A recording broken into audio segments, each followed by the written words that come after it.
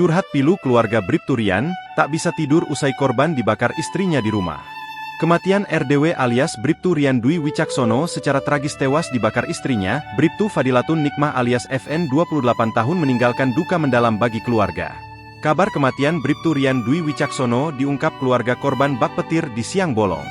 Budiono, paman korban mengungkapkan bahwa pihak keluarga sampai tak habis pikir hingga sulit untuk tidur setelah mendengar kabar tersebut. Keluarga tak menyangka Bribtu Rian Dwi Wicaksono yang dikenal pendiam itu, harus meregang nyawa di tangan istrinya sendiri. Seluruh keluarga kami kemarin pas dengar itu gak bisa tidur, bahkan pikiran kita itu gak nyampai. Bingung kok bisa begitu, tidak menyangka, ungkap Budiono paman korban, Selasa, 11 Juni 2024. Menurut Budiono, selama ini ia mengenal keponakannya itu, selalu menunjukkan sikap yang baik di depan keluarga. Diakui Budiono, Bribtu Rian Dwi Wicaksono selama ini dikenal memiliki kepribadian yang lugu. Rian itu pendiam, bahkan karakter dia itu lugu sampai segede ini lugu memang. Nah, tentang hal yang lain saya juga ndak tahu, hanya sebatas yang saya tahu, ungkapnya. Semasa hidupnya, Bribtu Rian pun tak sungkan untuk bertanya sesuatu ataupun izin jika ingin menggunakan sesuatu milik orang lain.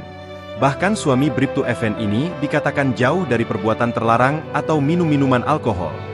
Diketahui, kasus yang menggemparkan publik ini terjadi di kediamannya yang berada di Komplek Asrama Polisi Polres Mojokerto, Sabtu, 8 Juni 2024, sekitar pukul 10.30 WIB pagi. Bribtu Rian Dwi Wicaksono harus meregang nyawa akibat mengalami 96% luka bakar saat dilarikan ke rumah sakit. Keluarga korban tak menyangka rumah tangga yang dulunya bahagia berakhir KDRT, dipicu permasalahan gaji ke-13 yang diduga dipakai untuk judi online.